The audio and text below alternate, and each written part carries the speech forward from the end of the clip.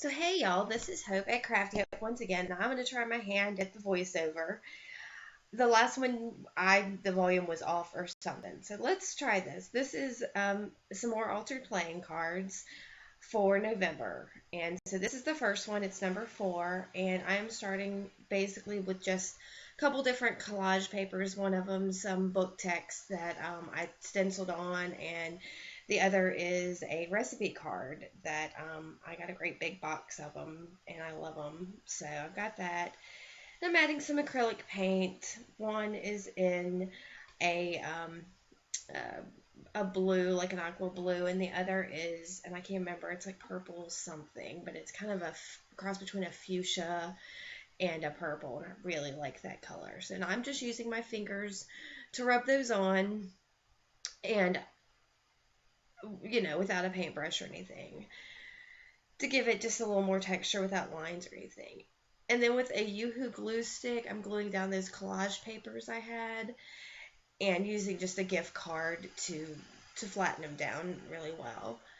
So trying to work some on my nonstick craft sheet because I would get that glue stuff everywhere. And I just randomly laid those down. And then with my gesso, I'm dribbling a little bit out, and again using my fingers to go around the edges of the paper I collaged to get them to blend onto the card a little bit. I saw Tiffany at Southern Gal Designs do that. I think I just watched one of her videos when I did this card and said, hey, that really works. So I used that. I'll try to link to her below for this. From there, I've got some distress stain or distress ink and walnut stain, I think, and Bow Bunny stamps that I am using to get just a little bit of texture on there. I'm going to grab another stamp here and some more distress ink and weathered wood, and the other stamp is a kind of a like a chicken wire looking stamp that I really like, again, for just kind of a little bit of texture. From there, I grabbed a hand carved stamp that I had that's just some overlaying circles I'd done on an eraser and some stays on ink in black, and put that on there. I'm really liking how that card's looking. Everything seems to be blending really well. And so I grabbed a Ray Messickman, and again, I may be saying her name wrong, and some archival ink and sepia, and laying down just a little bit more stamps. So I've got 4 different stamps, 4 different inks that I've kind of put on there, all in really basic tones, so to give it a nice look.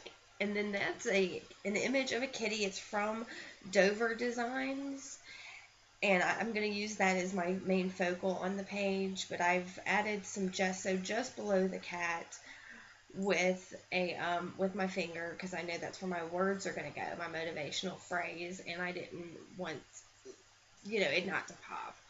So with a charcoal pencil, I've gone around the outside edges, and I've got a pit pen that I was trying to add some doodles with, but I forgot that rubs off really easily, so that just rubs straight off. So I took a Sharpie, just black pen, and did some doodles, kind of some little scallops and dots and dashes all over the page. And they look really, look good on there. So I'm going to adhere my kitty down here in a second with the Yoo-Hoo glue stick after I clean up my desk. And once he's down, let's see, what did I smooth him out with the card again. And I've got a really tiny point pen here that I'm trying to outline him with. That pen, for some reason, doesn't work real well. I don't know if I drug it across something and wore it out, but I'm having a lot of trouble getting it to outline the cat. So you see me trying different methods to get it to write. And I think it may be my own fault for using it on something I probably shouldn't have. So lesson learned. But I then take my sticker, which is a clear sticker, and it just says "Be Fearless." And I'm going back with my General's charcoal pencil. I outlined the kitty just a little bit more, but other than that, that card is pretty much done. And I really like how it came together. So we're going to move on here in a second to card number 5. Well, let's see. There's the kitty.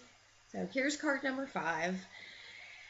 And it is, I took an embossing plate, or I don't even know what they call it, embossing folder, embossed a piece of scrapbook paper that had like a peacock feather image on it. So I'm going to use that as my background, and I'm gluing it down with some gloss matte, not matte, gloss gel medium, and I'm using that because I really don't like the gloss medium, so I'm using it to just as a glue lately. So I'm gluing that down as best I can and trimming it off. I really like that. I just started using the embossing folders, and I'm still trying to learn what the best way to use them is. So I've got some white ink pad there that I'm going over it. I had played with these different, I can't, I'm interrupting myself here, but I've got a method to my madness here. I tried this out on several different other things to see what worked best, and this is how it all came together. So I'm using white ink pad, a black ink pad, the Weatherwood Distressed ink pad, and then a gold ink pad. And basically, I'm just trying to get that gold to show up a little and sparkle while still having that black in the background so you can see the embossed design. And that's a Heidi Swapp spray ink in gold that I'm using a cosmetic sponge to go over and add just a touch more of the gold and get a sparkle in there. So like I said, I had a method to my madness. I had tested it out, and that's what worked best for me. So that's what I went with on here. So using a really cheap permanent marker from the Dollar Tree, I'm going around the outside edge of the card just to make the whole card pop. So then I've got the, I think that's the weathered wood again, and went over the embossed design just a tad bit more. So I have a Believe stamp here. It's, I think, a dollar stamp that I got from Michael's forever ago. And I'm taking it's a music book of some kind, but basically I'm trying to use the clear space because I like the yellowed of the page of that book. That's what I wanted to use. And so I stamped my Believe onto that yellowed page. And I'm cutting, well, I'm not even going to cut. I'm going to use a ruler to roughly tear around the outside of the word because the word just barely fits onto the card. It's about the exact same length as the card. See how it just spans the whole card exactly. I thought that was, fortuitous.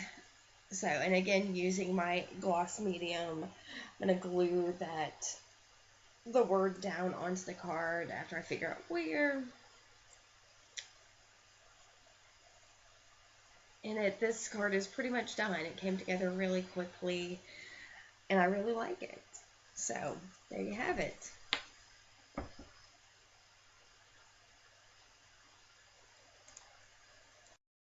So from here we move on to card number 6. And this is the last of the November cards. And again, I start with the plain card that I've prepped and using a really awesome, a yellow-green, I think it's called Margarita, and then a violet purpley color. I'm glad I went with the yellow first because the purple went over that really beautifully, whereas if I'd used the purple first, I don't know that the green would have gone over it quite as well. So then I've got I think it's a Crafter's Workshop stencil that's got several different designs on it, and then an aqua blue that I'm just putting a couple of I don't know, spots of color basically onto this card. This card is a lengthy one, but in the end, I think it comes together really well. So, and I'm cleaning off I try to clean off my stencils with a wet wipe when I can. So with some black acrylic paint, I just have I think it's a top of a plug-in, and I'm making some circles on there with that. The one of them, I'm try to dry it here, but it still blots off a little bit because one got a little gunky up there at the top, and I kind of liked that. It made it a tad more grungy.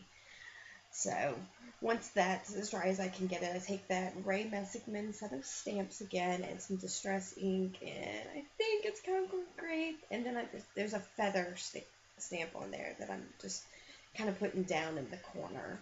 Didn't show up greatly, but it's on one of that swaths of green. With a Sharpie paint pen, it's one of the water-based paint pens, I'm making some dots around the edges and inside those big circles, just as my doodles. So those, quick and easy. I've got some die cuts I had done. They're Tim Holtz die cuts.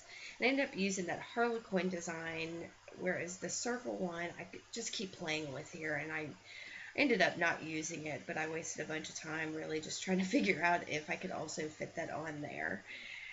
And in the end, I just ended up not using it. But the Harlequin type pattern I did, and I used my Yoo-Hoo glue stick to glue down, and I put the glue on the card instead of on the die cuts because I was afraid I was going to tear that. So it looked really good all together like that. And then I also take a Tim Holtz set of stamps and use the word stamp on there, and then I've got some tag stickers that I'm going to use to stamp the phrase that I'm using onto the tag. And I'm going to stamp that on with some Stays On in jet black because I didn't know how slick that sticker was going to be. And I played around by testing my stamp first because it seemed to be kind of gunky and I didn't want it to get all blurry because that was the only sticker I had that particular phrase would fit on. So I got it onto that sticker, and it actually looked really good, so I was glad that it didn't get gunkied up. From here, well, I didn't plan this out real well and realized that if I used the sticker, it pretty much covered the entire card up. So I run over to the other side of my room and I grab some deli paper and a text stamp. And so I used the Stays On again just to get a little bit of stamp, some texture onto the deli paper. And from there, I'll stick my sticker onto the deli paper. See, and I'm going in a crazy direction here because, I didn't plan this one out at all. I was just playing. So it took me a little while to figure it all out. So I can't believe that I just kind of went off the charts with this one a bit. So sticking that paper down, that sticker down on the deli paper, and I smooth it out and then cut out the around the sticker and try to figure out. So I leave just a little bit, like a 1/4 inch of the deli paper around the sticker. And then with just a plain old hole punch, I punch a hole in the sticker through the deli paper and then trace that hole onto my card with a pencil and cut that same hole onto the card. Then I grabbed some ribbons that I had. I think those are from Michael's, a little set that was like $1.50, and cut that off and then just tie it together.